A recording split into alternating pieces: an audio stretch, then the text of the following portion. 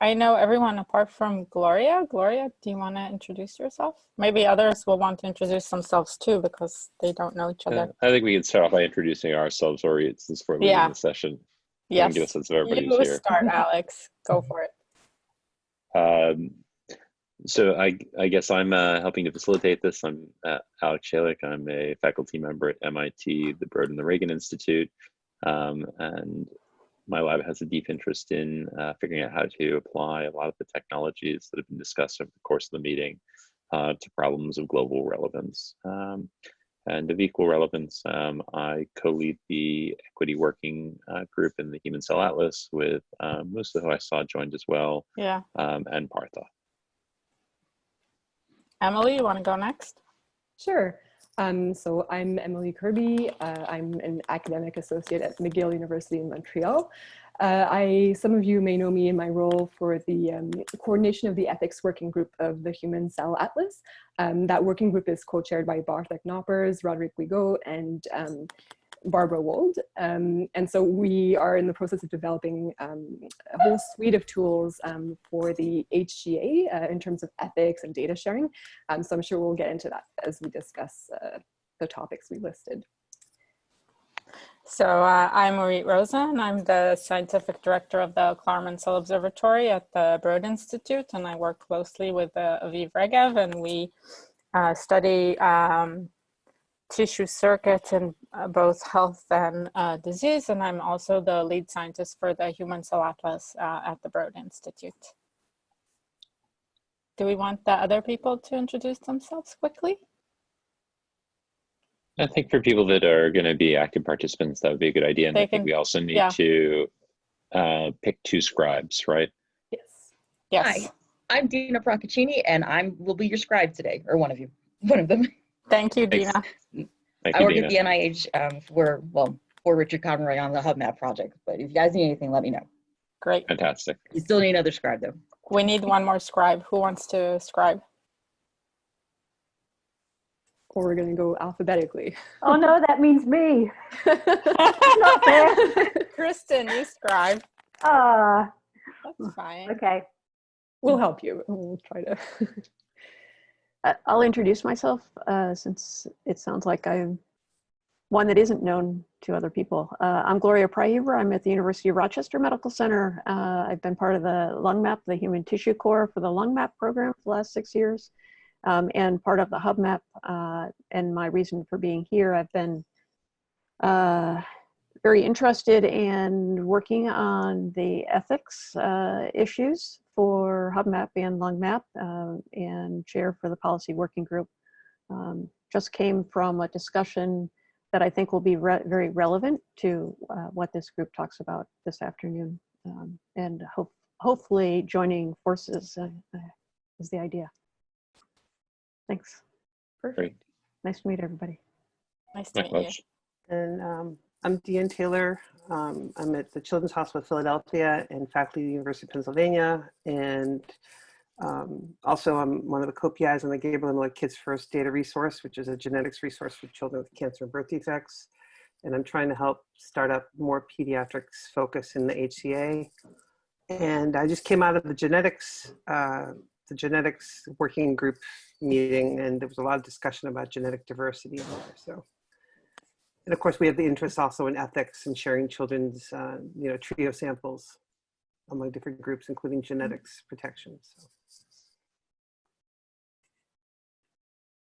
Yeah, I can go next. I'm Matthias Kretzler. I'm at the University of Michigan. I'm a nephrologist and computational biologist, and I'm leading research networks in NCATS, in the Rare Disease Network, in Nephrotic Syndrome Study Network. And I'm one of the lead investigators in the Kidney Precision Medicine Project. And in the Human Cell Atlas, I'm involved in the Kidney Seed Network and in the reference samples. I'm also a facilitator of research efforts in the CKD-HC Africa Network. And with Musa and Norbert, we are currently trying to find ways how to integrate and link efforts in sub-Saharan Africa with our studies here. The key discussions we have in Human Cell and in KPMP, how to share data, particularly sequence data from our study participants, particularly in the orphan domain. safely and securely with a larger community, and looking forward for the discussions this afternoon. Thanks.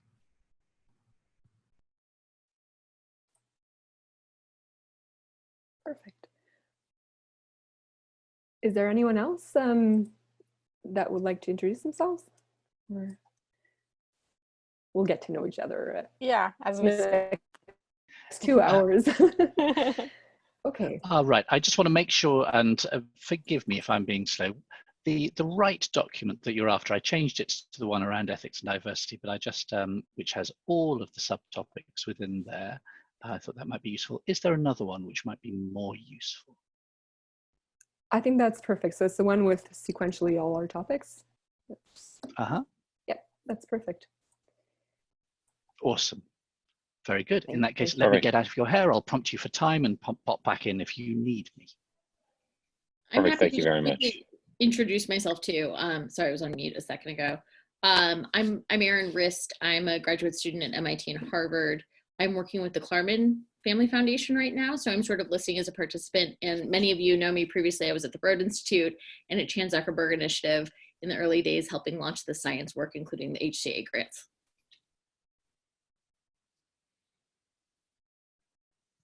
Hi, Erin. So Emily and Orit, do you want to kick us off? I think Emily can, right? Because we're starting with ethics. Emily? Sure. So the idea, I think, is we were expecting, you know, a sort of a smaller group. So we thought the best way, because these two topics are really interrelated, the best way would be to go through sort of topics sequentially rather than do breakout sessions. Because as you'll see, so the first two, we structured it as being, we start with the ethics aspects, and then we move into questions around defining diversity, equity in action. And at the very end, we bring everything back together. So hopefully that works in a way that will sort of orient the discussion with both topics in mind. That being said, we're also open to different scenarios if we need to jump around to, you know, later topics come back, etc. So as I mentioned, the first subtopic is really looking at data sharing. So what have been the challenges across consortia? If anyone has experiences that they want to share, I think the point really is to see, you know, so we know in the HCA we have our ethics working group, but what have other groups, you know, either ethics groups or scientific groups, have any issues come up, and how can we work together between consortia to be able to start, you know, developing tools or having cross working group sort of pollination, etc. So the subtopic 1 is really about data sharing itself, and then subtopic 2 is, you know, maybe they can be inverted, but it's about the collection of tissue samples and data. So it's really on sort of the end point, the starting point. You know, how do we get the consents? How do we get the MTAs to structure sort of tissue sharing between sites, etc. So there are some prompts in here, but again, I think the idea is really to get experience from the different people here on the line, and how, you know, what are the challenges that come up, and how can we start thinking of tools or solutions or collaborations. So anything else to add, Orit or Alex? Sorry, I have to unmute myself. No, I think that's a great introduction, and we can start however people, with whichever subject people want to start with, and it would be great to hear from other consortia and people what their experience is in terms of open data sharing and collecting tissue samples and data. Agreed. Sorry, I had to go on mute. My son just chased me out of another room. So I think we can start. I'll just start with a prompt for our open data sharing. So maybe people want to chime in about their experience with open access approaches across consortia, public access, tiering, registered access, controlled access, etc. How do people think about this, and what do different consortia what's sort of their thought process? I'll say that this is an important question that has come up in both the HubMap and the LongMap and goes back to our consents and what the consents allow us to do with potentially identifying data. Many of our consents have been not very detailed in terms of omic data sharing, where they say that genetic investigations might be done. It doesn't say what we'll do with that data other than investigators will be vetted and will protect privacy and confidentiality. So most of us would, well, we have tried to interpret that as whether that's restricted access, open access, controlled access. And then we are looking to move forward and develop consents that will allow open access. We found a difficulty with the open access approach is that donors don't consent, that there is hesitation on the part of the public to consent to things that will put their genomic data, their DNA, their identifying data out in open access. So we are struggling, and I'm hoping that cross consortia we can come to some agreements. So, thanks, Gloria. This is really critical, and we have had in the Kidney Seed Network, in KPMP, and in the Rare Disease Network, all these discussions. It's really a difficult topic, because yes, this is as personal information as it gets, and it's personal information for you and your direct descendants and relatives. And particularly if you have an orphan disease, there's significant discrimination in place to begin with, and a way to identify you and your children subsequently, this adds an additional layer of complexity. If we, and I'm a clinician, I do consent my patients to the study, and certainly if they come back with the hard questions, some of them after carefully evaluating what potential negative implications this might have, and I think having a tiered approach might be indeed a strategy which could be quite helpful. What this might allow is it might allow study participation of patients who are comfortable with a gated access model where identifiable information, including sequence information, including RNA-seq information, is behind that gated system, but still might give the research network as much levity to share less identifiable information in a more broader manner. And the interesting discussions are that certainly in the rare disease space, if we explain the rationale why we are arguing for open access, and the RDCIN has done, I think, even a semi-formal assessment of that, the orphan disease communities are then actually quite engaged in pushing as open access as possible to engage the scientific community in the research questions so pertinent for their diseases. So it would be very helpful if we can provide to our networks and to some of the reconsenting we are currently planning to do for our study participants, where we have tissue now available with sequence level informations, to go to our networks with a joint recommendation or guidance or template consents from this group to help to reach consensus across the different networks for also future data integration, which was discussed in the morning session. I'm just going to jump in briefly because it's hard for me to scribe and jump in. I was in the morning session on biospecimen sharing, and there was clearly a sense there that people would like some guidance on consent and the issues with consent in sharing samples as well.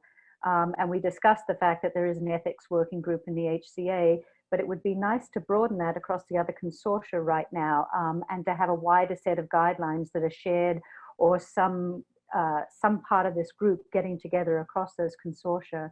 And then the other things from my perspective, coming from basically enrolling open access, I agree that it is hard. A lot of people don't consent to that. It's possible, but it's hard. and having enrolled patients that require, samples that require protected access, I don't think protected access is the enemy of the good. I think that's actually perfectly fine to have that as an option. But I think the real problem here gets to another topic that's going on right now, is the fairness aspect. So that data that goes into the protected access databases has not been findable and is horrendously accessible. So I think we need to balance the protections with just the ability to access those data. And sorry, I'll get back to scribing. I haven't been very good help to Dina.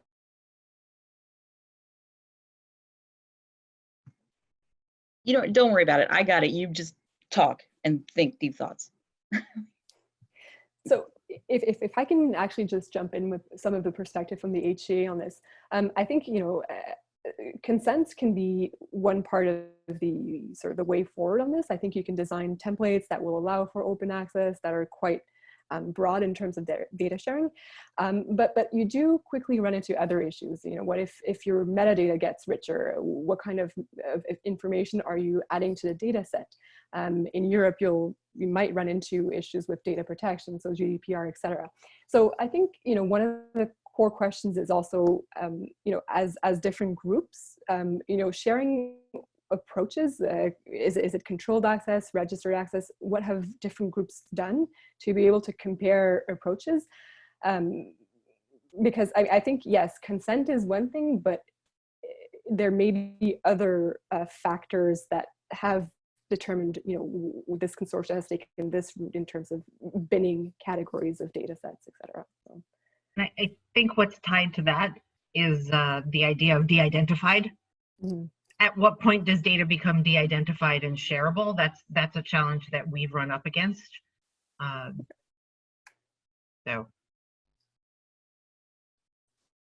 So can I just ask a question about how you think about some of those pieces as we think about larger meta-analyses that require, you know, some of these identifying pieces of information, and where have you seen the line in some of these things? Because sometimes you want to understand associations, so there's a desire to know what SNPs are there.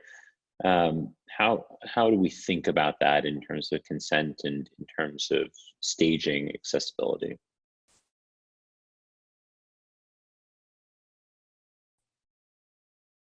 So, I mean, I think in terms of consent, you can have language that's quite broad and that sort of explains that all types of data, including detailed genomic information, might be shared.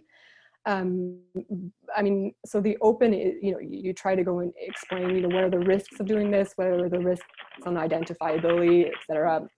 And definitely we've used the word, you know, public. So it's public on the internet. And that I think resonates quite well. But then if you go into staging, you know, that you can use consent templates that have language explain that it's only a subset of researchers that would have access to data that's more sensitive, et cetera. So it depends on how you're framing it, how the consortia, what the decision has been made in terms of tiering.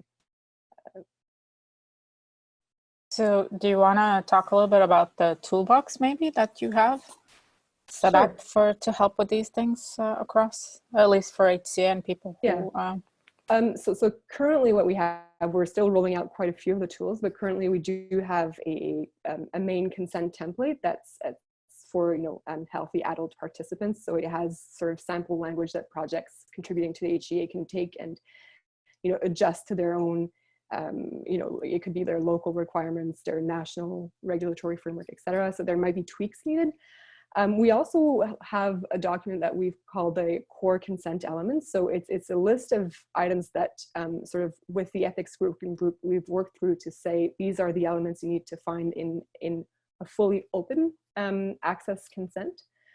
And it might actually be good for other consortia to take a look and see if they have similar tools and if we have, you know, if we've come to the same conclusions. Other tools that we'll be doing, so we're working also on having different templates for special populations. So we're going to have templates for pediatric data sets. We're also having templates for, you know, deceased donors, organ donations. So we're going to have a whole bunch of, you know, depending on what kind of tissue is coming in, what kind of participant. another tool that we might actually discuss a bit later is it's sort of a self-assessment, and we're currently working on it, but it's an assessment checklist for legacy data sets, because that becomes quite tricky. So I think up to now, this group has been discussing prospective. So how do we design consents that would allow open data sharing? But what do we do with all the legacy data sets? So that's another aspect of the work we're working on. So the toolkit is available on the HCA website. There's not all the tools there yet, but it's to follow. So if people are interested, we can definitely liaise and sort of share that link. Emily, did you say you work at McGill? Yes. Do you know Jan Jolie by any chance? Yes. He's my office neighbor. So I know him from IHEC. Yep. And we dealt a lot of this when we were trying to get not these kind of data sets, but like epigenomic data sets. So, I mean, if you guys work with each other, we have the same sort of things for IHEC. So I don't know if you guys were talking and like, yes. It would be easier to just steal one of ours, or like we could steal yours. Yeah, instead absolutely. of having to come up with new ones, right? I've been going to Jan constantly with, oh, what have you guys done with this? Carry on. Yeah. So, but IHEC has quite a different approach as well. It's sort of consortium by consortium. They have their own DACs, I understand. So it's a different structure. But discussions have been very useful, actually. So now I don't want to monopolize, but like, so how do you guys deal with different countries? Because I know we had a lot of countries who were like, well, we're not doing open and that's just the end of it. Like, how did you guys deal with that? So the current structure is so the structure of the data coordination platform is only designed at the moment for open access. So if you can contribute to open access, then you are able to upload your data set.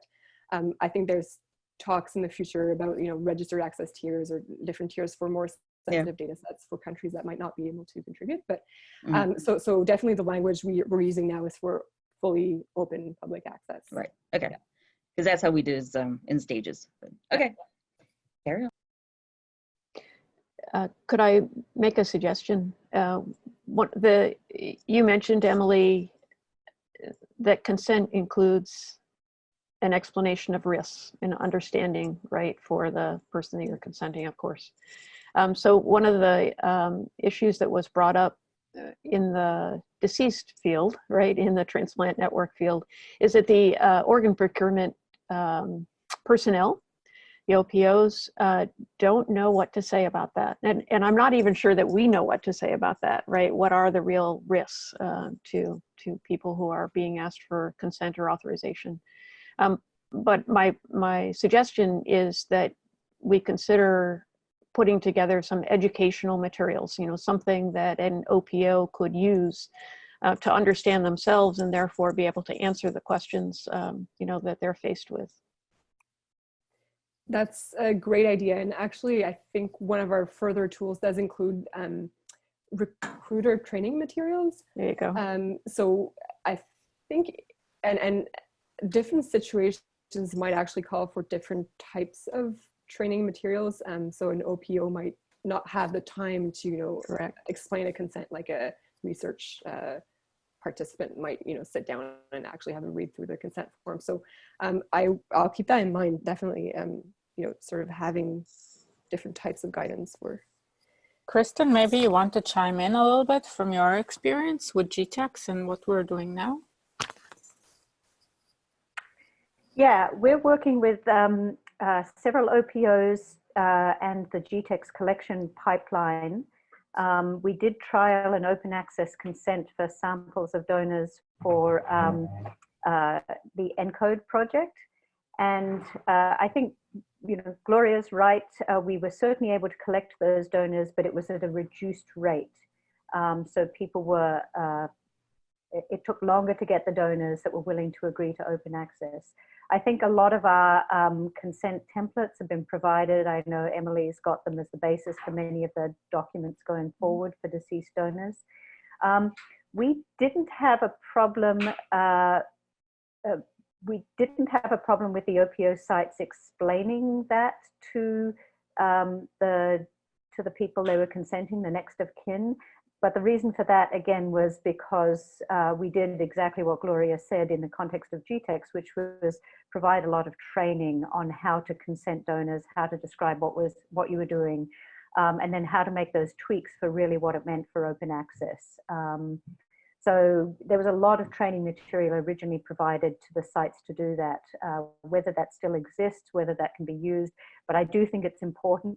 We even discovered in GTEx, where it was protected access, that simply getting enrollment numbers up and approaching people to enroll in studies where they were going to have a lot of research done across the entire body took a lot of training of the sites to convey that information quickly, simply, and effectively to grieving families. Well, if any of those materials are available, I think it'd be great to, if you can share them with us, or just a suggestion too, that some of those materials will need to be updated, yes. Right? I think what's happened too is that technology has changed, yes. And what is out on the internet already to be compared to, has changed, so. Mm-hmm. Do other people have similar or somewhat different experiences from different places, or?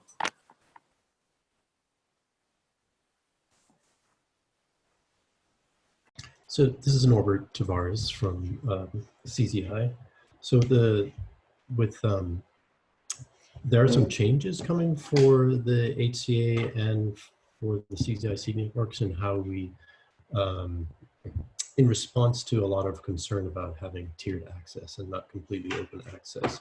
So it looks like the direction we're moving is having more sensitive data, like genomics data, in a registered or managed access system. So maybe an existing system like GEO, or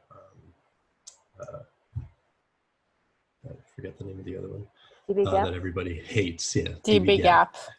Yeah. And then the DCP itself having only the process data that counts in matrices, which are less identifiable depending on who you speak to. So does that sound like a solution that would make people more comfortable collecting these kinds of data, and make it easier to write consents to collect these kinds of data? It's certainly going to make it easier to consent more people, I think, because that is a concern. And I can fully agree, both in the orphan and the common disease space. And if you can cross a line between identifying genetic information of an individual versus identifying disease patterns, and that's where a lot of the interactions appear to have a defining line in there. What is also, this comes back to the fairness discussions we will have in a moment. What, however, is important, that, as Norbert said, that there are data sets of that study, of that individual, of that tissue accessible and visible in an open access format, because that allows at least some characteristics of that sample to be searchable and findable, and then motivate the investigators to go through whatever gated access process is in place to the restricted data sets. And we found that two-tiered approach on the recovery side of the study, of the Atlas side, very important, and again, will need to be carefully embedded in the information conveyed to the participants. In KPMP, we have actually study participants in our leadership body, and they provided guidance throughout the process, as they did in the rare disease space, in the RDCRN networks. And that was very helpful to make sure that the intention of everybody are aligned with the consequences of the strategies utilized, and having a process in place, which HCA as well, that you engage participants in your study who are donating tissue samples to the activity, I think would be quite helpful. And I'm not sure if that has been implemented yet. And we certainly can help with some of the outreach tools across all different stakeholder communities we have established in some of our networks.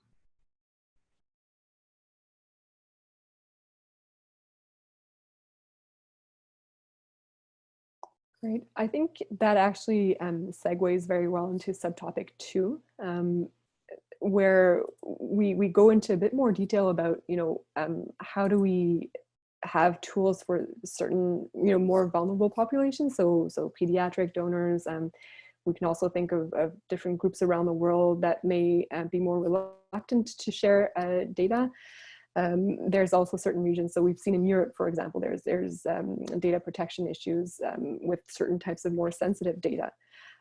So I think, examining how others have done tiered access, registered access is definitely sort of an opportunity to see whether and how can data from groups that might be more vulnerable or protected, how can we start sharing that data as well? Having some part of it perhaps in fully open access, and having sort of more detailed data, and more, even clinical data in a more protected area. So I don't know, do others have experiences in terms of how they've shared data from these populations or groups? Diane, how do you work with pediatric data? So the Gabriel and Miller Kids First, or the Kids First Consortium program at NIH, is a common fund funded program, and it originally was designed to have dbGaP manage all of the donated samples. It turns out that dbGaP backed away from that. They still manage all the data use agreements, or the data use applications, but it's up to us to manage the data. So what we do is we partner with dbGaP using Auth0, and people get tokens to say that they've been approved from a data use application from dbGaP, and then those data are released to those investigators through our portal. Our biggest challenge is that Gabriel and Miller, and possibly a lot of the data that comes into this into the single cell consortiums, are going to be retrospective, and that the data has already been consented. It's not been proactively or prospectively consented. You're dealing with an older protocol. So those protocols for us have been challenging in that some of them are very disease specific. You'll get this in pediatric studies where they say, we're only going to use this data for autism related studies like they do in the Simons Foundation, or they might do it where they say, we're only allowed to use this data for tissue specific studies related to heart, and you're not able to combine that data, therefore, in the same analyses, even though they can be in the same repository. For the pediatric repositories, we're not allowed to use them cross studies. And the other challenge we've had is the different levels of consent that have been coming in. And to get around all this confusion, NIH, the Common Fund program, the Gabriel program, required that everyone now has general research consent coming in. So you're not even really able to apply or be approved for this funding unless you're having general research consent. It still means that you're going to be protected. The data will still be managed by dbGaP, but it shouldn't be any restrictions on how the data is used once that privacy is respected. So that's kind of a short history of the evolution of the project in terms of ethics and consent.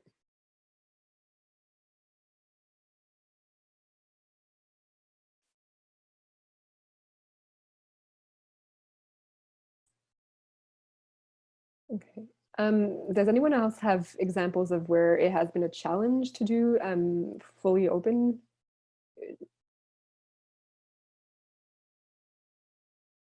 Certainly, if you are recruiting minorities, particularly with studies in Native Americans and African Americans, the sensitivity there is even larger than in non-minority populations. And having study ambassadors in the various environments present, and preferably even your study teams from the same cultural background, can help to facilitate some of these aspects. But open and transparency is absolutely key in these contexts. And as I mentioned earlier, really having from the get-go, from the design of your studies, participants of the various ethnical social groups you are trying to represent as part of your study design team will allow you to avoid some of the blind spots we as research scientists, clinician scientists otherwise will accept.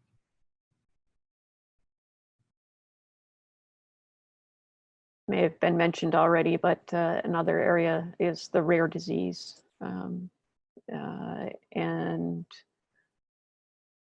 maybe just to put out the recognition that that's one of the benefits perhaps of cross-consortia work, is that we increase our numbers so that it's any one of those diseases may not be so rare, it may not be so clear where the tissue came from, if we have multiple of them coming, through different access points.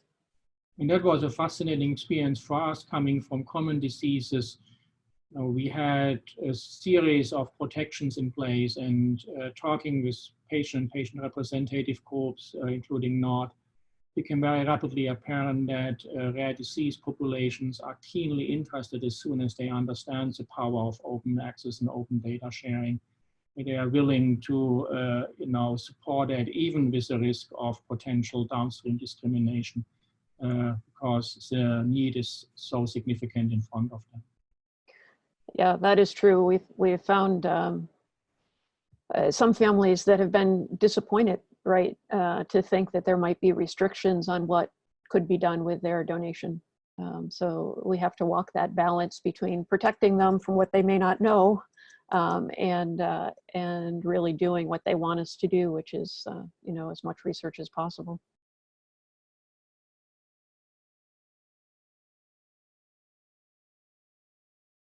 Yeah, I can just say from some of the work that we've done, we've had similar experiences where one of the barriers has been adequately explaining to people what it is that we intend to do. And so there have been cultural differences or barriers to discussion that have put us in a position where it's been hard to fully make sure that people have consent. And we've had other issues with archive samples and trying to figure out appropriate consents for those, and even thinking about recontacting people to get consent if we didn't have consent to contact in the first place.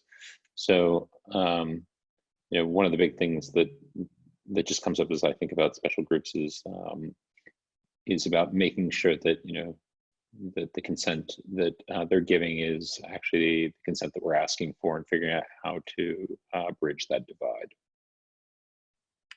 I think one of the challenges that I'm finding, even getting a couple of consents through IRB right now, is this notion of residual samples will be banked and can be requested by scientists for any project going forward. I keep getting some pushback. Well, what kind of project? What kind of thing? And so I think there's a real balance. We want to, bank these samples. We want them to be able to be used in any project that we can't yet envision. But it's pretty hard to say, well, anything. So I'm finding just treading that line with providing as much information as possible without providing too much that you then limited yourself in scope so that it's no longer everything is a real challenge. And please be aware that, again, it's the social and the ethnic context that now in a study in Native American, not by our group, but by a parallel group, which was clearly disease specific, where ancestry information was generated and published as part of a manuscript, resulted in significant distress to that community because the ancestry information was conflicting with the ancestries the tribe has by traditional means assigned itself to. So these are aspects where unintended consequences, as we are moving very rapidly with our science and what can be done with the information, needs to be communicated consistently with stakeholders from the community who are providing samples and data to us. For human cell, where you have donor tissue that might be not as relevant as some of the disease contexts and disease studies.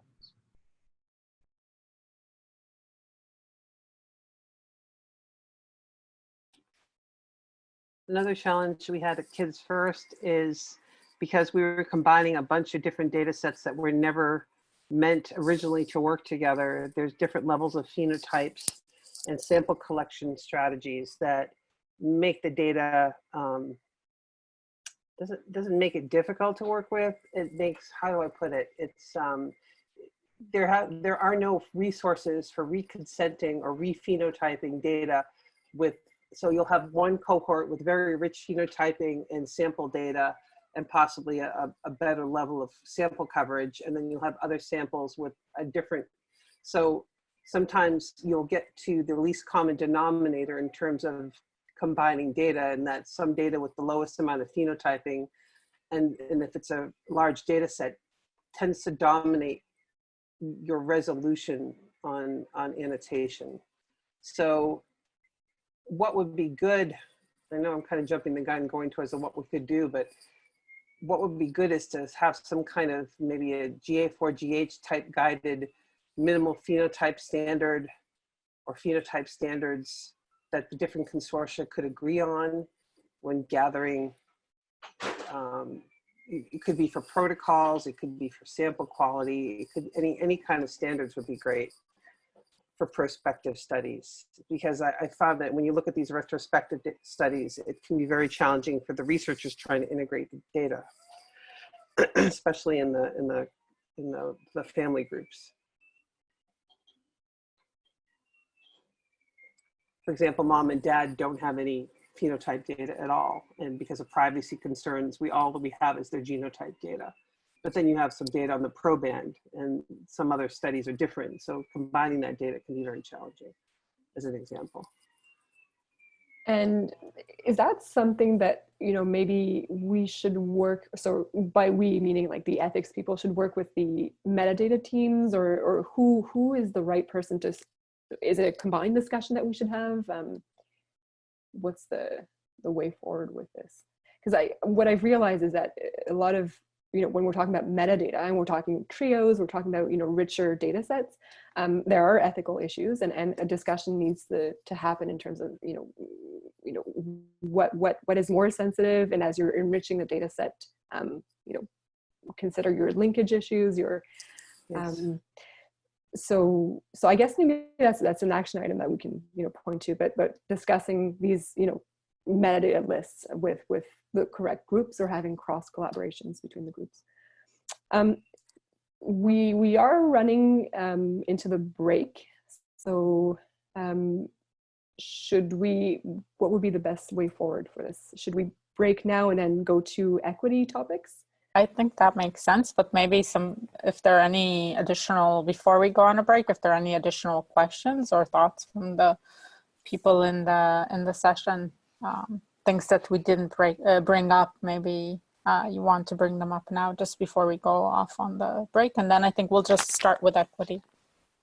So when we come back, we're supposed to talk about how to make the challenge, like how to address the challenges, right? So I don't know if we can talk about the equity.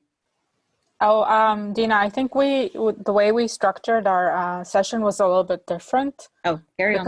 Yeah, so that's why we combined discussion, including challenges, I think, Okay. and how to solve them in both of these. So I think we can move on to equity, and maybe at the end of we'll leave some time at the end just to discuss some of the things. But I think there were a few things that came up already in terms of challenges and how to address them. So I think it should be fine. I think the key thing would be to fill in a couple of those blue boxes before we end the session entirely, because there are, just from this conversation, there are some to-dos or things we could do, and those are the key boxes that sort of get shared outward. Yeah.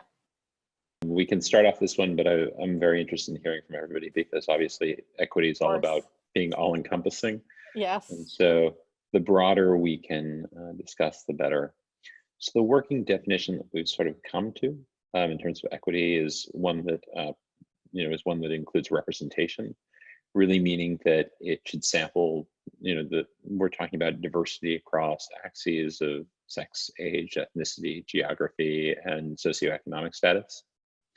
The second thing that we've thought of is that it should be equitable in terms of participation. I know that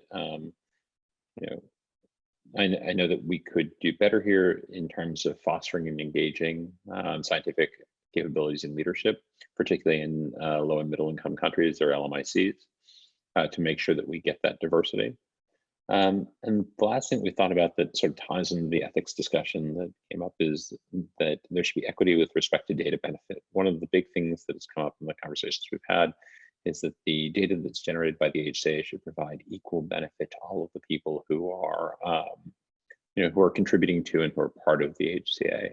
I don't know if there are other things that you can think of off the top of your head that should be folded into that definition, but really the working approach has been sort of representation. So it represents everybody, participation, everybody gets involved, and data benefit that it's equally, the data that's generated is equally relevant to all parties and equally accessible and provides equal benefit.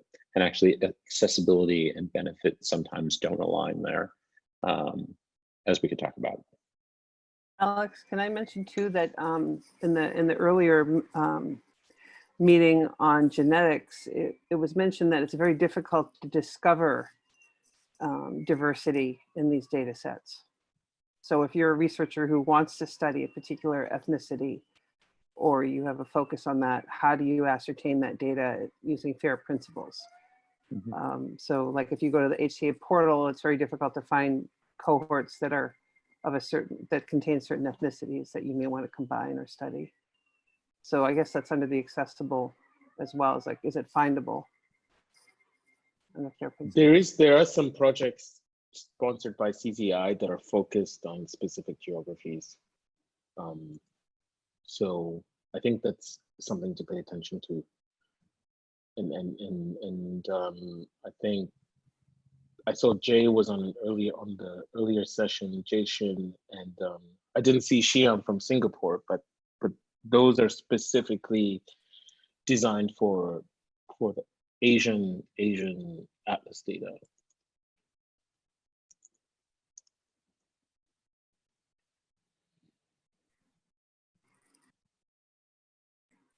It was brought up that from a scientific point of view, studying diversity versus cell types, for example, or different variation in expression data, it's scientifically useful as well, not only from an equity standpoint, but from a global health standpoint, trying to identify risk factors and things like that.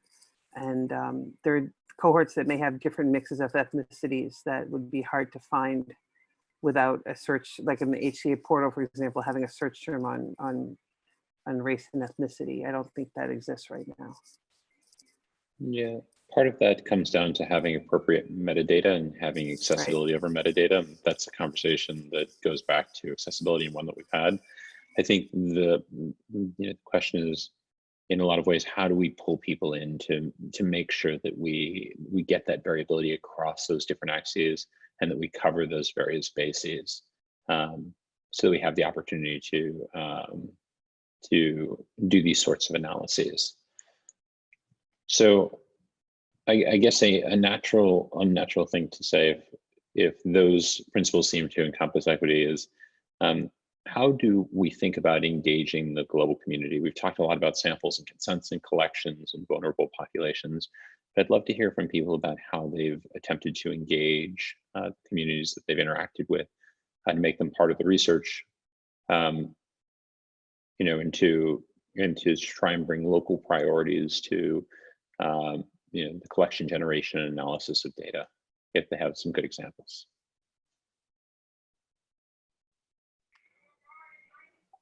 Alex, I don't have any good examples, but I'm wondering, I think your working definitions touched everything I would suggest they should touch.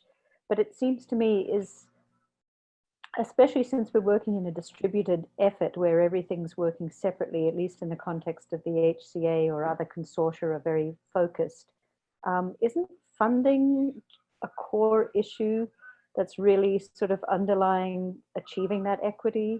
I mean, the funding to try to get studies off the ground in these low and middle income countries and to engage researchers to do the research where they are and not, just ship samples off. So isn't funding a big part of this picture? So I'll just say quickly that funding is obviously a part of the picture. The experience that I've had going around at various places with Musa, who's here as well, funding is only part of the problem. It's knowledge of the effort, it's outreach, it's education, it's access. If we're thinking about equity in terms of participation, there are available data sets. And so, I might ask in some of the communities, have you had students that have come over and worked in your labs? Have you had people that have started to participate that have brought these ideas back? Because getting funders locally interested in the generation of these types of data, at least in my experience, comes back to them seeing why this is of relevance or value to their community and the scientists in those communities, emphasizing that this is what they want to do, right? And the fact that the NIH has funded a lot of this, work related to the HCA and things that focus on cell atlas really is a good example of this, where a number of investigators have brought technologies to bear on NIH applications, and there have been discussions, and those have led to additional calls, and also with CCI. So I think the funding is part of it, but I'm not sure that funding is the first step in some of these, at least in the conversations I've had. I think one of Alex, can I say something just really quickly, which is that I think one of the important, perhaps, mechanisms that have been raised in other HCA meetings in Barcelona and including in Singapore is to try to include a component in funding calls or in consortium calls that we try to include some people from some members of the team, of course, without compromising quality, from LMIC countries or countries that can improve the diversity of the samples and the science that is collected here. So I completely understand, Kristen, that you say that funding is a core issue, but I think the path to doing that is to sort of build in mechanisms where it kind of behooves consortia and it behooves general funding mechanisms to involve people to incorporate that diversity in it.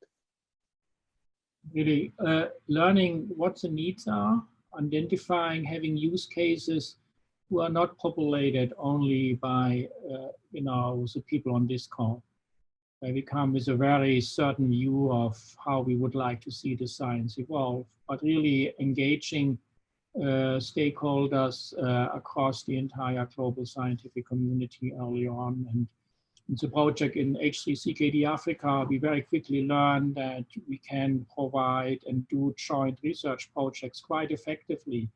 But it's the tools to do them have to be different than the tools we have developed for, an NIH-funded rare disease network, or for a European network, or for the sister network in China.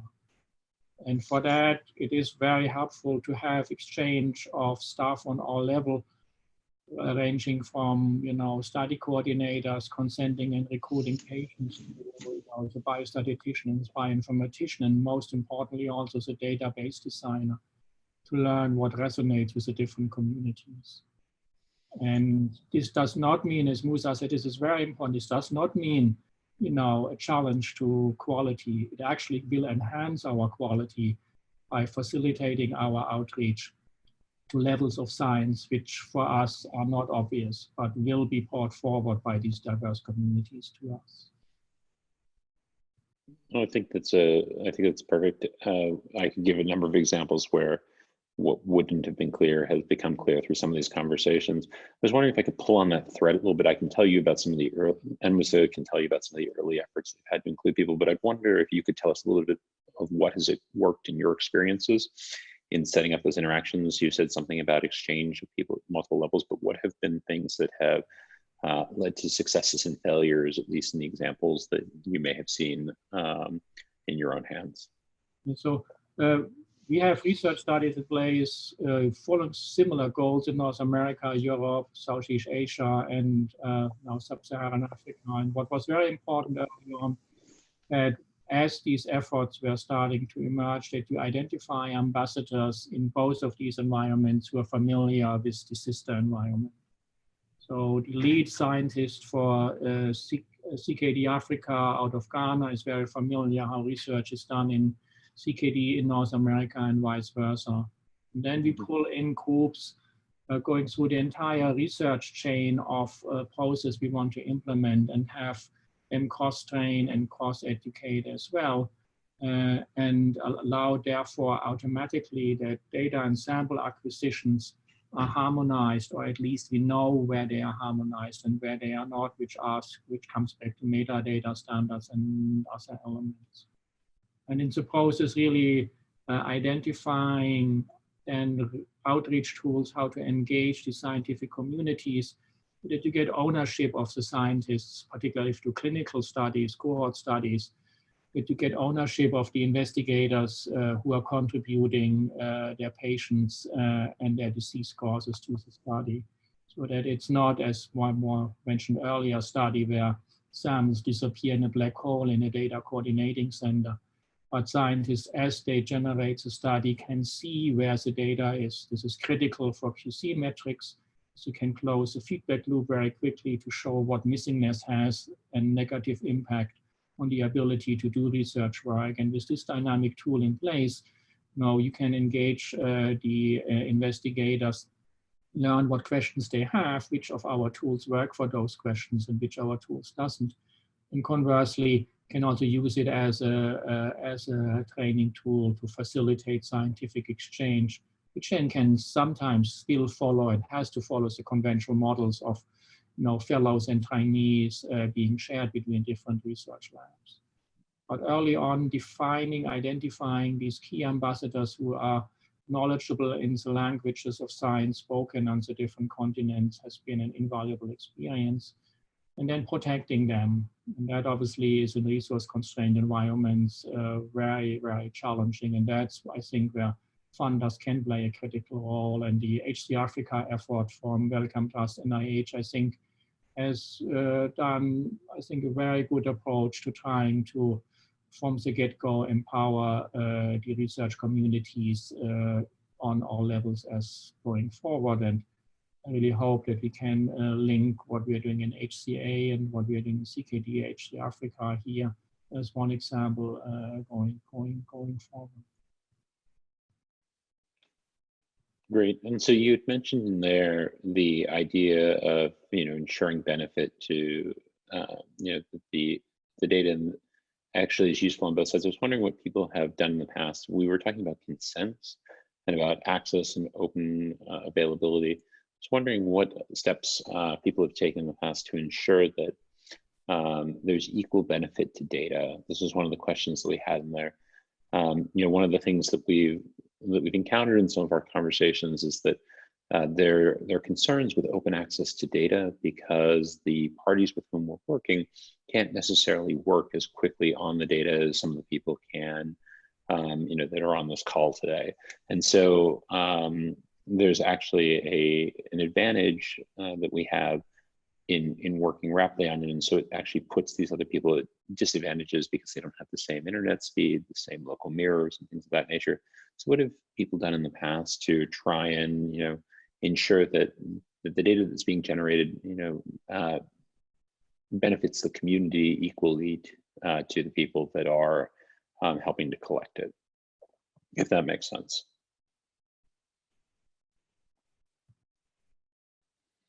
Or have you seen any examples that you thought were particularly powerful?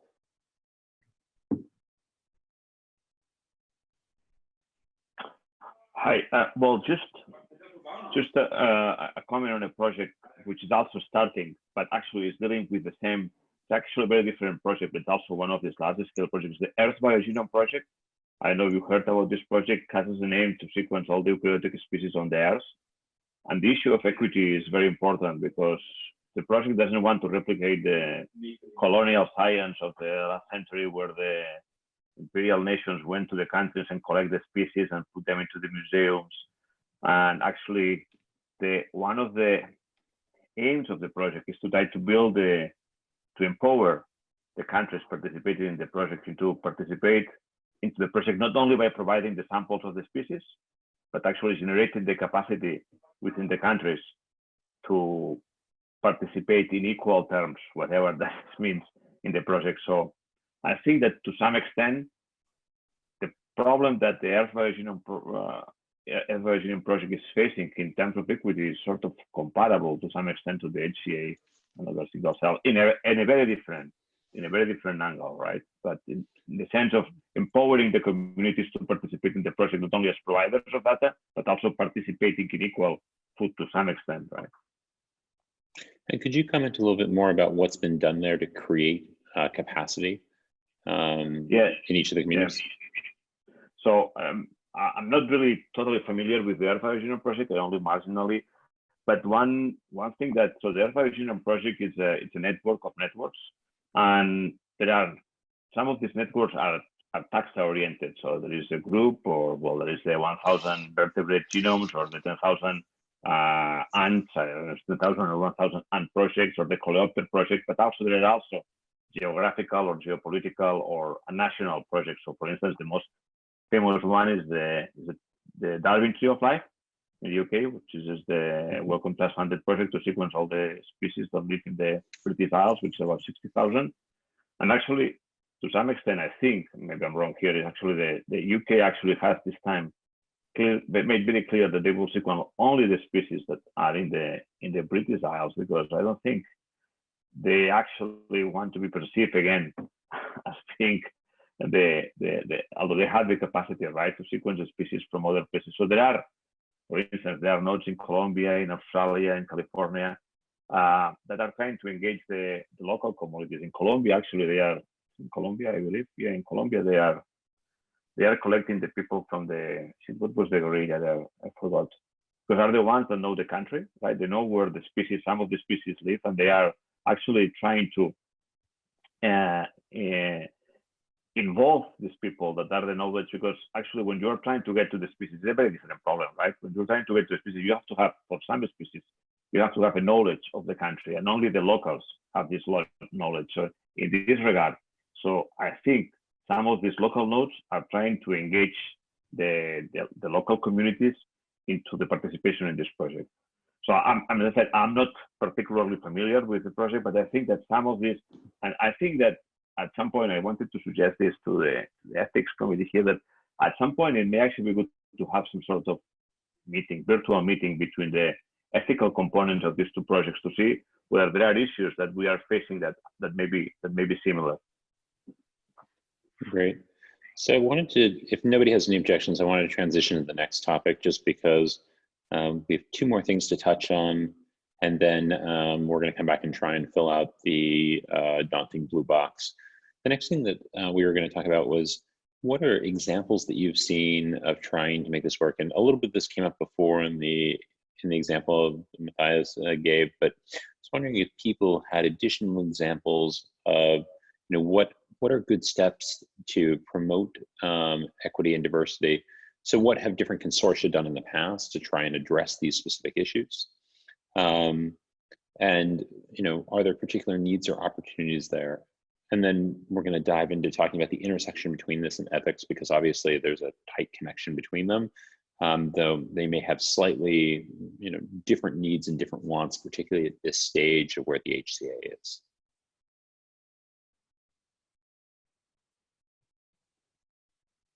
So what do people have good examples of things that have been done in the past to promote equity and diversity in different consortia efforts they could point to? Or on the converse side, examples of things that have failed miserably and that we should at least know to never repeat. And those are perfect examples as well. I will.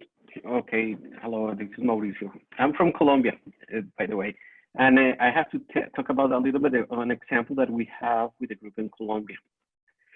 At the beginning, they were very, very concerned about sharing samples with us here in Pittsburgh, because they had a long experience with so many groups that they went there, collected the samples, and never gave it back, not even information about the data. I mean, their results. They never had a chance to really get engaged with the research, with the different programs. And that's something that we do have to create a great level of trust. That's with Colombia, but I think it's between all our groups to trust, and especially there's been a lot of discussion about minorities. It's something that we have to build, and it takes a lot of work, a lot of things. And it's our experience to get talk with the people, create a level of trust, and really, and especially places like, unfortunately in Colombia, there was the most contribution that they did was provide the samples, but they never got feedback about what happened with the data, what was the results, and it's important to keep that in mind when we reach those places. Can you speak a little bit more about what it is that you heard from the Colombian researchers on what they would have liked? Obviously, to hear about the data is one thing, but I could see them saying something like, at least we would have liked to have heard about the data. But what additional pieces came across in those conversations? What were the things that they would have liked to have gotten out of that exchange that they felt like they missed out on? I mean, first, little things like there were publications. People published with using their sample, but they never were part of a publication, and they never were recognized. Second, know the data. They will love to know what happened with the data. And third is to get feedback. I mean, a lot of them are running clinical programs, and they would like to know. There's more. I mean, if there was anything that will impact their practice, their clinical practice with the data. And I think there were simple things. I mean, we try, if possible, to engage them, to bring people from there to the labs to get trained and a little bit more complex, but basic things, they will be really happy if they got that from our part. And a lot of time we fail to do that, and that's important. And could I just ask one more question before I turn it over to other people? To what degree did you get a sense in those interactions, the degree to which they wanted to drive versus they wanted to be passengers versus they wanted to take turns in these things? I'm trying to understand, as we think about creating equitable access and getting people engaged, did you find a desire there for the scientists to get involved, or were they interested in actually taking over and running things locally, or was it that they were more interested in being able to engage in the process? No, how much ownership are they looking for? Yeah, no, they will love to be part of the process, and they know the limitations. Some institutions and some groups, they basically do clinical research. They can have access to the samples, but there are the groups that there are some basic research, and they want to get more engaged with the analysis of the samples. Sometimes they say, okay, we can do this part here, that is some basic science, and then you guys complement there. I mean, they're looking for partnership, and I think that is it's been a positive experience between our group here and the group there. We had that result in exchange of students, fellows, and teaching, and it's been a lot of that expanded more than the samples and the research. So do other people have examples of this or thoughts on the best way to go about it? One of the things that I've been trying to think about personally, if you look at something like the HCA Asia, is the importance of local community in helping to drive these things forward. So, you were talking about a connection with Colombia. I'm trying to figure out, is that a connection between labs, say, for example, in the US or the UK and the Colombian scientists, or is it, connections of the HCA more broadly with an HCA Latin America, as some of our colleagues are trying to help set up in Brazil and creating that local network. So are there thoughts on what the best way is to do this? Is it just organic like the HCA has been?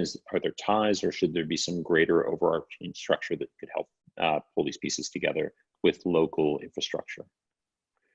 I think we can go a little bit more formal. Not the ideal will be to engage local institutions with local programs. I mean, especially the pulmonary program, and for example, because it's what we do with the different institutions. They are the transplant programs, right? Because they are doing lung transplant. But a lot of times, because there was not interest on research, those samples basically ended in the trash can. They were not used.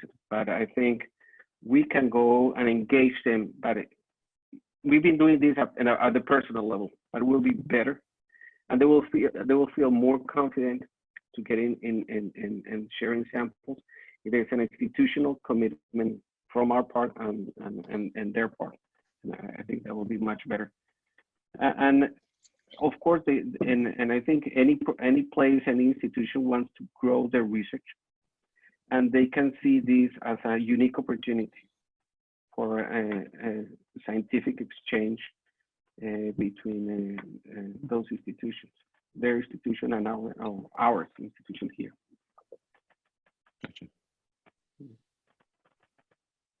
Do others have examples or comments to add? Sorry? I was saying, do others have examples or comments to add?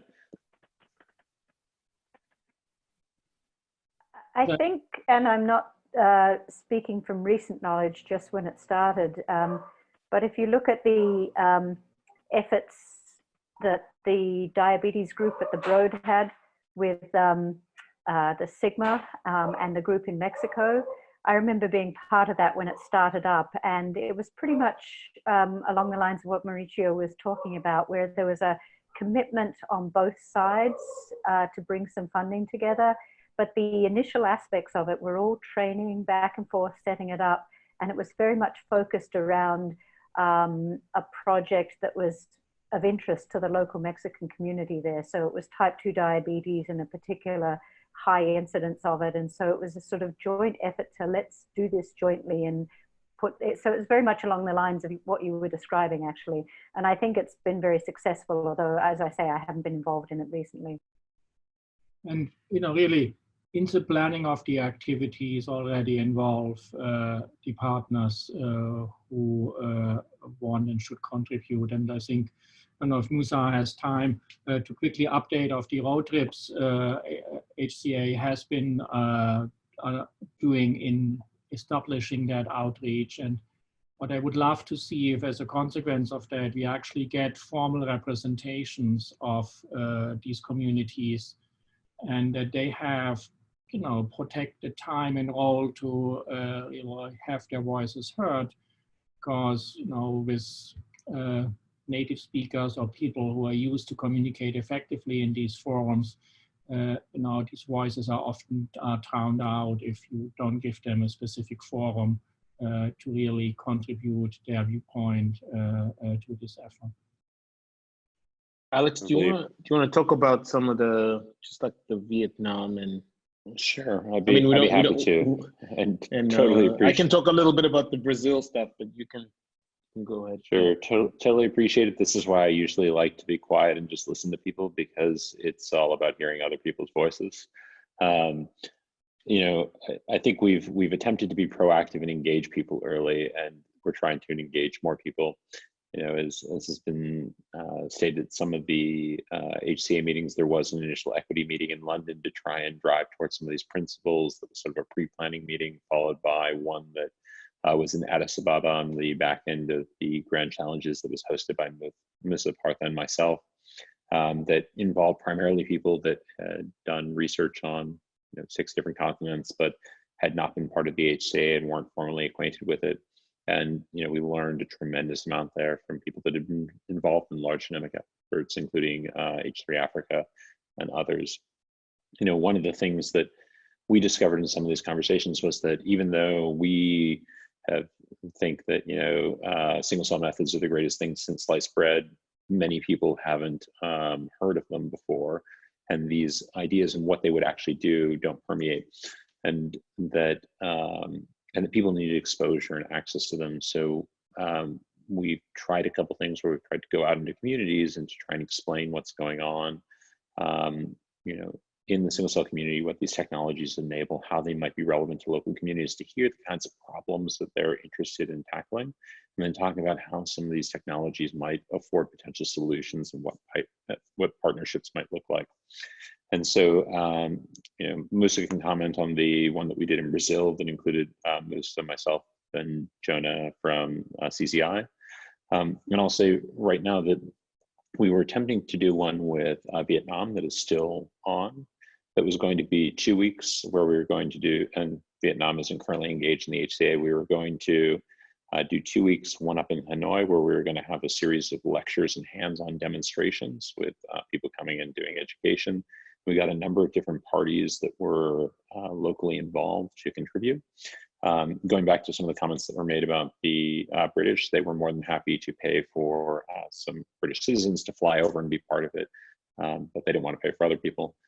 So there's some funny stuff there, but the goal was really to make it a place where different people would contribute and pull together to actually create samples that were of local relevance and priority, and to help the community start to look through those, and then to do a second week down in Ho Chi Minh City in combination with some of the other institutes, and to try and make sure that we were reaching a large number of trainees, but also interfacing, interacting with people across sectors to help maintain continuity going forward. And that was supposed to happen in June. Given all of these virtual experiences, I don't know when that will happen. I was actually supposed to visit in February, but I did my seminar remotely with my 3-year-old running through, which was fun. But right now we're sort of aiming for that to happen sometime in September or thereabouts. And if anybody is interested in getting involved, would like to teach parts of it, have students that would like to be part of it, please reach out to Musa or myself. And we have a feeling that that this will be very well received based upon the previous trip that we had to Brazil, and Musa can comment on that really quickly. Yeah, just to answer your question, Matthias, I mean, I think I told you about what we did in Brazil, and just for the general audience here, we had a road trip after the London meeting that Alex described to Brazil, where we kind of did Alex, Jonah Kuhl from CZI, and myself went to Brazil and had an information workshop about the HCA there, which was really, I think, very, very well received, even at the highest levels of the funding community in Brazil. And our host there, Lucio Freitas, had organized a kind of one-day workshop on the HCA and single cell biology, and then he had participated in the London meeting, and then he also participated in the meeting we had at the Grand Challenges in Addis. Going forward, Brazil is planning to have the first HCA meeting in Brazil, general HCA meeting later this year, and I think those preparations are ongoing. I don't know with the current environment whether that meeting will be like this one, like a virtual meeting, but they've made a significant amount of preparations, and I think this is just a way to be inclusive for the community. To put things in perspective, when we went to Brazil, Jonah Kuhl from the CZI said that the CZI had never received a single application for funding from any country in Latin America. And at the time we were in Brazil, he had just prepared a new RFA from CZI, and I'm sure that was oversubscribed. So this is also to tell you, I think, just sort of reprise an earlier part of our conversation from about 10 minutes ago about how funding is important, and we may think that these groups from different parts of the world are aware even of these funding opportunities, but they're not. And I think we're very lucky to have really in these roadshows people that do local organization and are deeply committed to the HCA, that can not only help with funding but help with organizing meetings and helping to sensitize local populations to the HCA. So I think being able to do these in situ road trips is really important. As much as we have this limitation right now because of the current global pandemic, nothing substitutes for people being physically present in these countries and really exposing people to this project. So I'd like to add to what Musa was just saying. So that road trip in Brazil did seem to have a really strong effect on the number of applications we received for an RFA inflammation after that. So we went from 0 applications from Latin America to Latin America represented about 10% of the total number of applications that we received, a large number of them from Brazil. I think the caveat, or the second part of that, is that of the successful applications, only 1 was from Latin America, and only 3 made it into the final round. So I'm planning on doing some analysis of what happened there. So is it, what was missing? Is it a lack of capacity? Was it something that wasn't communicated well in the RFA, and to find out how we can not just increase the numbers, but increase the success rate? So I think just letting groups, people outside of the, letting people know that these opportunities exist seem to be just enough, or a good first step. So Norbert, who wrote the RFA? Did anybody participate from South America when the RFA was designed? That was my earlier comment, that if this was designed the usual way we do it in HCA, then the RFA will clearly favor people coming out of these communities and engaging early on. What are the needs of these communities? Are they relevant to the mission of HCA? And I think all on this call here agree the answer is yes to that. And we have to find ways to embed them in the way we are setting up science, and not try to have them adapt to the way we, from mainly in Western perspective, define what science we would like to see done. And that is, it's a difficult process, and each of these environments have unique challenges which will make it difficult or even impossible. But I think we at least should try. And I think that's why I like the outreach into the communities, the road trips, and the knowledge at least you and Musa are bringing back, and hopefully can be an ambassador for the next round, and like what you are doing a gap analysis and identify where and how some of these gaps can be filled in there. Yeah, I think back to this, one of the things that I discussed with Jonah, who's unfortunately not able to join us today, is about where funding would be catalytic. And I wonder if people have thoughts on that. There's a discussion of how you could have things that might be piggybacks that would parallel existing studies. There are things where you could imagine that actually what's really catalytic are those interactions that you were mentioning earlier, where you enable scientists to exchange, clinical coordinators to exchange. I was wondering if people have experience that they might on that, and what they think might be the best place. Where is the best bang for your buck, given that we're not in a universe of unlimited dollars, or at least I personally am not. Though there's that earlier call for, I forget which one it was from CZI, that you had a younger scientist and a more experienced scientist coming together. I'm wondering if there could be a similar partnership for startup labs in Brazil. Or I really don't want to say that people in South America are not able to do their own research. That's the only thing I'm sensitive about. It's like, because they're perfectly fine researchers. But is there a way to get them involved with a more experienced single cell lab if they're just starting up, and have that partnership be part of the RFA's requirement, so that, a third world country or a second world, I don't know how they describe it, because, or a country not without this same amount of resources, a really under-resourced country is probably the best way to think about it.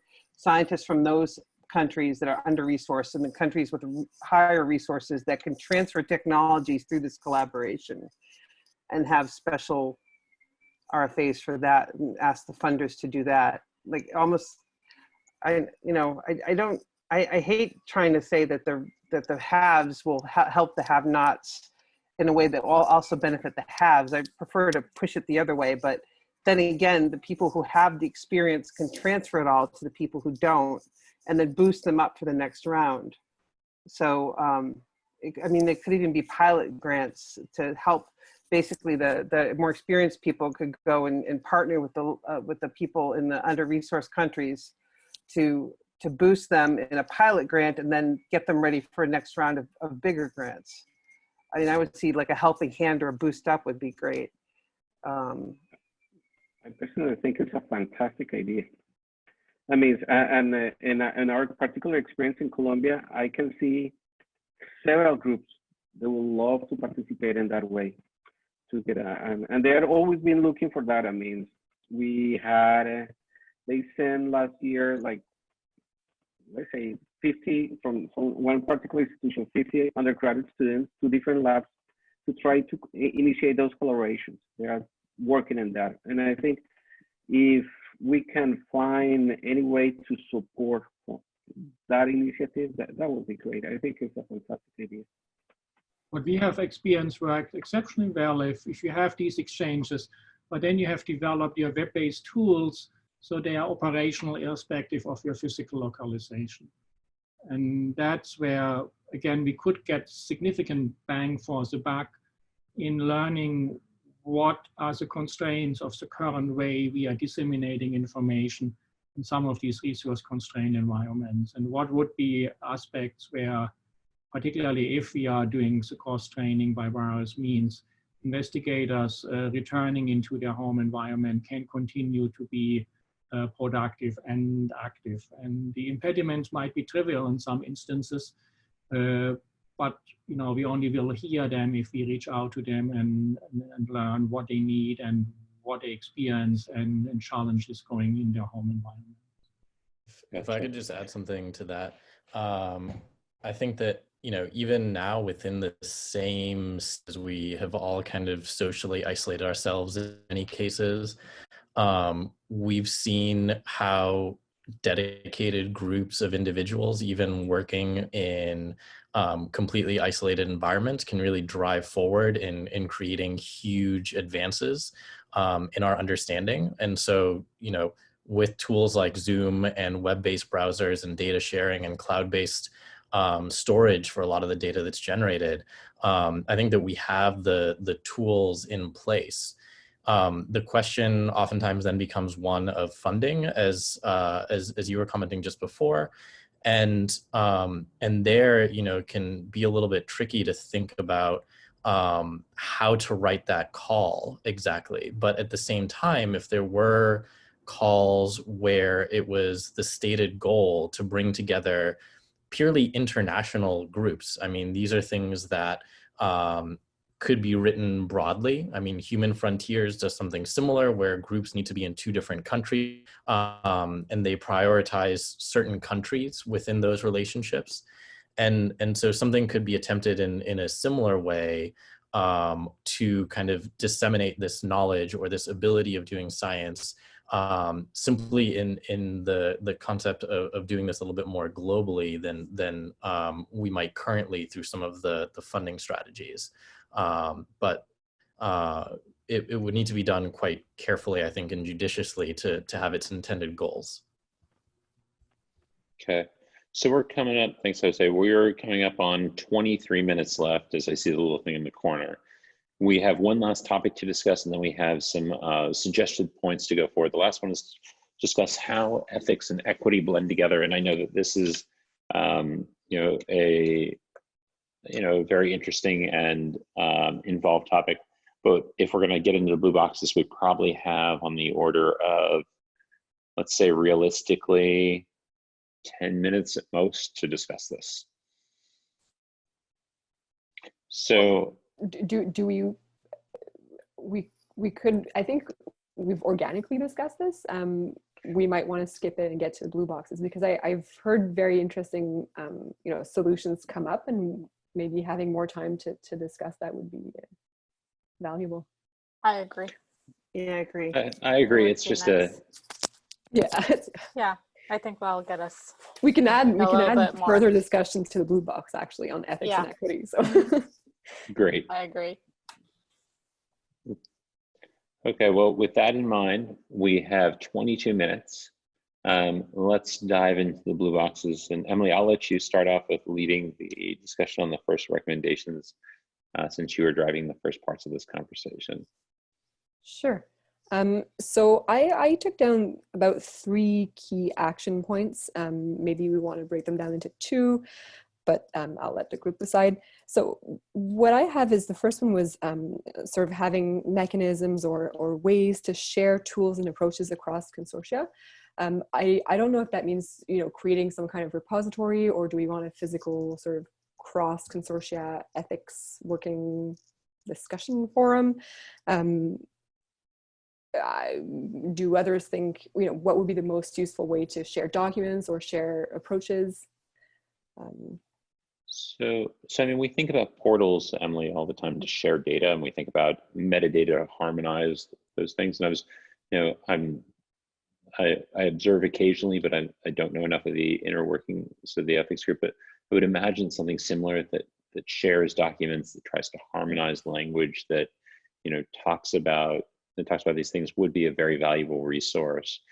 Not only to the people who are actively involved in ethics, but to people who are in the scientific community or trying to figure out the right way to consent their own subjects, or to make sure that their studies conform so that they can be integrated in effectively and get the metadata that one would like to have. Yeah. And I know, other groups do this. So there's Global Alliance for Genomics and Health, but they tend to share their own templates. So maybe something that would allow, us from the HCA, for example, would paste the link and do a list of what are the tools that we've developed.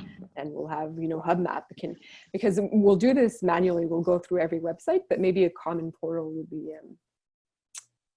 something interesting for groups to. I'll say that I'm signed up to do a soapbox to suggest just this thing, that we get people together to talk about ethics and talk about consents and sharing documents, etc. Yep. Mm-hmm. Yep. Is this something that you think could be appropriate for a forum like protocols.io, where it could be versioned and shared more broadly than just with it? Yeah. So this would be a great learning experience for the ethics group, because I think we're not familiar with what the scientists use in terms of technical sharing. So if it might be an appropriate place, then of course I think we're not going to reinvent the wheel on portals. So it would be sharing our ethics protocols into. There is a consent ontology in place from OVO.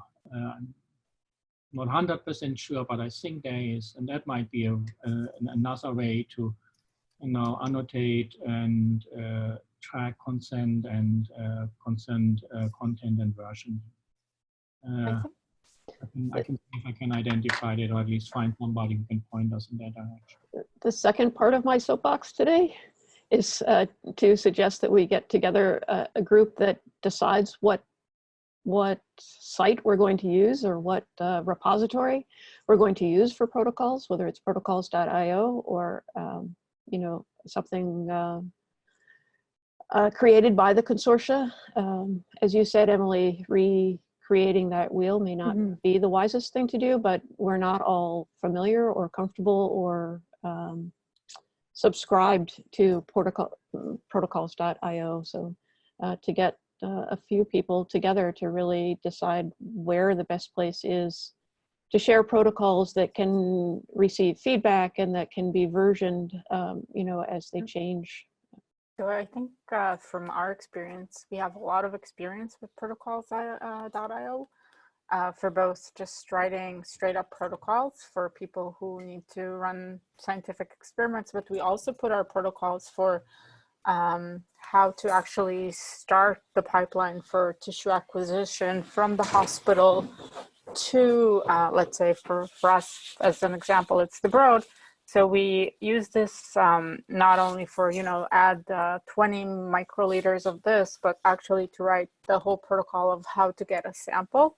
I think protocols.io is a very nice way to actually do this, because it's interactive and it has versioning, meaning that people can comment and you can fork it according to whatever is sort of your application. And there's also good support from the protocols.io team. So I think actually it might work pretty well and you can share it across everyone in the, it's very open. So I think it's quite a interesting idea. You do have to subscribe for individual people, though, to be able to write protocols. I think you get 2 free ones, and then you have to subscribe, and it's not just like for a lab to subscribe, but for individuals to have to pay that yearly fee. It's not huge, but if you're talking about equity and others being able to access those protocols and write those protocols, it might be a consideration. And if I have my understanding of protocols.io wrong, please somebody correct me, but that is what I got back from an inquiry. I think many of those fees are covered by the consortia. So HubMap, it's a requirement there. For CZI, it's a requirement there. HubMap does not cover it. It may be a requirement, but it comes out of our funding for that consortia. It's not covered. That's a good point. That's a fair point. And I posted a link to the Obo Foundry ICO ontology, and there's a GitHub link as well embedded. I mean, anywhere we put the protocols, it is important that we can get feedback, especially if we generate a sample that went for single cell RNA-seq, to say something, or any other proteomics, that we get feedback and they can tell us the quality of the sample. I mean, they can say this A protocol works better than B protocol, and then we start to standardize, because we can create a place that we feel with protocols, but if we never get feedback, that will not at the end will not be very useful. And I think it has to be as part of the consortium. I think where everybody can go on and give feedback and discuss about how we can improve or choose what is better. And I think it's better to be in the consortium. Okay, so I get that. I think in terms of recommendations and what we want to do is to maybe identify either existing ways to share this information, or discuss a way to centralize how can we share the templates, the consent forms, and I'm not, are we talking about individual project consent forms, or we're talking about consortia level templates? I think that's also, there's different levels at which you can share your information, whether it's project specific or it's a general template. That might also be for further discussion.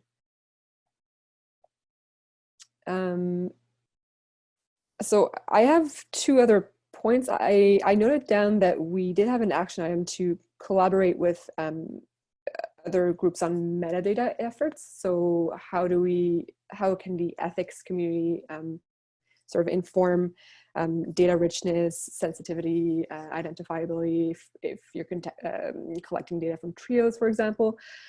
So what kind of next steps would that be? Would that be going to other groups? Is that something that, for example, GA4GH can tackle, or is that a sort of within consortia effort that we would reach out to metadata teams, or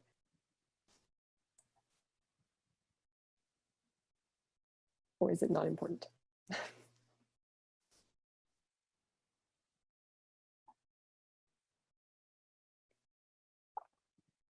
Okay, so maybe if I don't hear anything, it's not an immediate action item for this group, but we can sort of keep an ear out for it.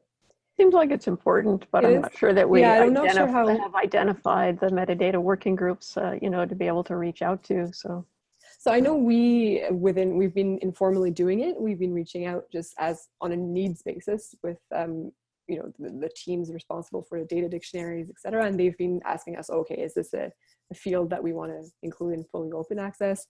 But yeah, so maybe an informal discussion within consortium. We can in the future move it up if we do need to.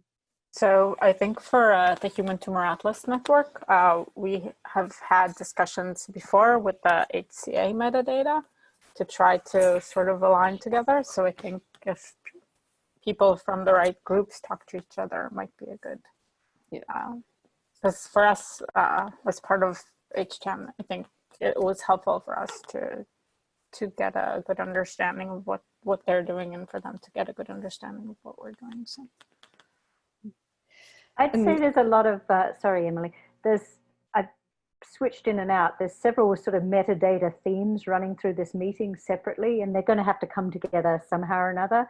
But I think the key thing that came up here is this notion of, among the metadata fields, where do those fall in the protected versus open access spectrum? And that is something that this group can provide an insight to. So I think there's maybe it's an action item to be involved in that. I'm just not sure how to write it or frame it, but it's not the type of things that the other metadata groups are thinking about. Yeah, so that's actually my next point. And it's maybe having an approach to sharing how consortia are dealing with data tiering. And I think the metadata question does fall into this.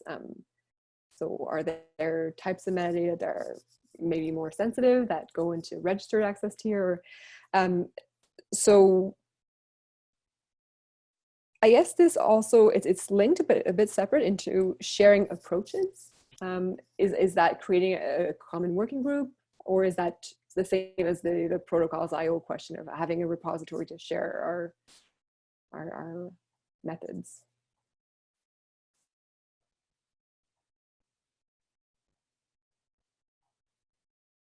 I have a question. When we talk about sharing, we talk about sharing data or sharing samples or sharing protocols, because that implies different levels of compromise in the institution and all that.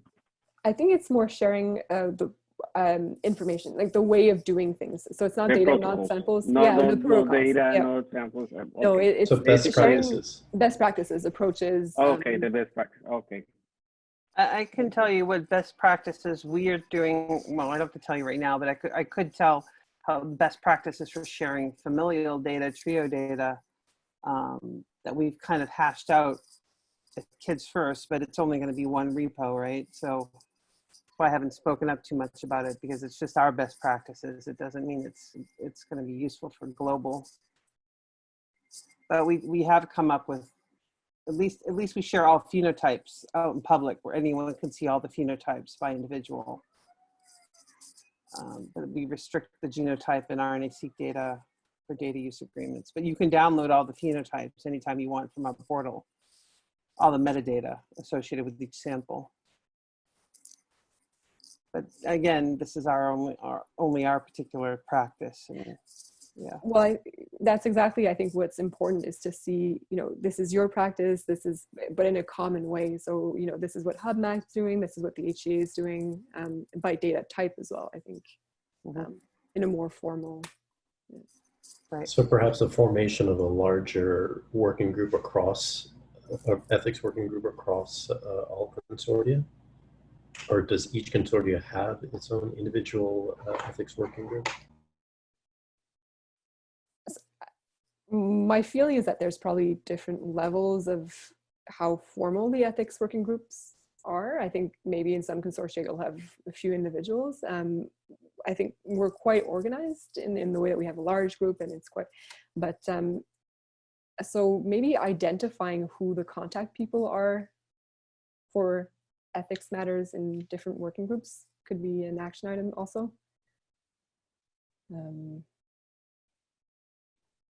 Meaning identifying them across the different consortia. Yeah, or who to talk to. Do we know? I think that's a good idea. Should we do one I more do quick think that box is a good on, idea. Yeah, and inviting them to join the conversation. Yeah. should we try and do one more quick box on equity, or should we just try and wrap into this one? Let's do a quick one on equity. I think the problems that the problem that we think we can solve by collaborating, if I was going to try and summarize it, is figuring out how to engage the global scientific community in the generation, analysis, and interpretation of data. And I think that really what it sounded to me like from the conversation, that the things that were most actionable now would be to figure out better ways of creating connectivity among the communities to facilitate those conversations, and also figuring out ways of creating support structures, whether they are through travel exchange or through elements that may get folded onto grants or maybe independent grant proposals to help support those sort of interactions. How do people feel about that? Did I misinterpret the conversation, or do those seem to accurately reflect what we were going back and forth across? I think it's perfect.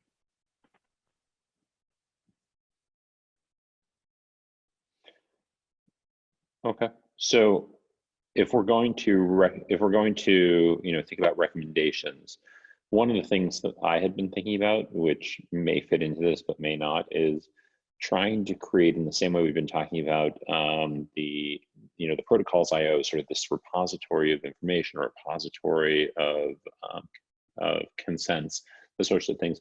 I think that creating places where we can aggregate and create lists of opportunities is one part of this. It's making people aware of the things that can be used to facilitate exchange, because I've learned a lot about these sorts of things in my conversations with various parties, but they're things that I don't know. And I think that creating a centralized repository where people can go and collect this information is a big part of it. I think that probably also is crucial to identify existing gaps. So places where there isn't support or isn't infrastructure to enable the the kinds of interactions we want going forward. To me, and we have a small group here, but we do have people that represent different backgrounds and have had experience in different communities. One of the things that that I think about is trying to figure out how to engage with more of the communities that we're trying to pull in. I haven't spoken to any researchers in Colombia before. It's great to get the perspective that that you were able to bring, but I'm trying. One of the other things might be to identify other regions of the world where we have underrepresentation, to try and find partners that could help us to make connections and inroads in there to create that local buy-in and that local partnership that seem to be so important in conversation. Yeah, I completely agree. I mean, I can facilitate, or we can easily get in contact with Latin America. I mean, they have a couple of Latin American societies that I'm sure we can get in contact and will facilitate the process. I mean, I can help. There are a couple of countries that I can do, but there are more that I'm sure they want to get involved in, and we can use these already established organizations to get in contact with the locals and local leaders or heads of the different programs and get involved in this. I think trying to chart out who are the right people to connect us into regions, I've surprisingly found, as I start to, because I do a lot of global research, as do I'm sure many of you, it's amazing how small the communities are and how well connected they are once you become part of it, and once some people are willing to connect you in. So I think that identifying bridges like yourself, and identifying potential landing points in additional countries is important. I think that the other thing that that came up that I think we do need to do is we need to listen. And so one of the things that we've done, there seemed to be some support for the idea of the road shows, and those are really about listening to the community. 7-3. Those really are about listening to the community and trying to better understand. Thank you. Sorry, my wife just brought me some food and my son just ran in. So those are really more about connecting with people locally to better understand the needs and what are the best routes towards nucleating greater connectivity. What additional expertise do we need just to fill this in, because we're going to come to 2 minutes. I'm just going to give a couple suggestions and then we can fold on top of it. I think that we need greater representation. I mean, I'm very happy that there were a number of people that were interested in having this conversation because, you know, ethics and equity and diversity are things that a lot of people talk about, but not a lot of people really want to join and push forward when push comes to shove.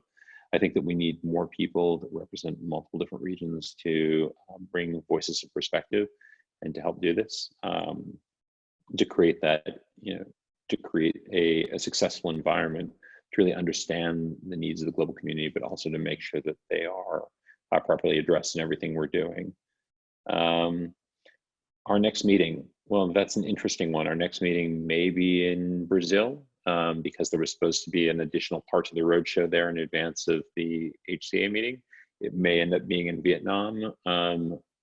It'll be hard to understand what will happen around COVID, but at the very least, Musa, Partha, and myself are, you know, speak every other week or so, and so we'll talk on Friday about the conversation that we had here and about how to think our way through it.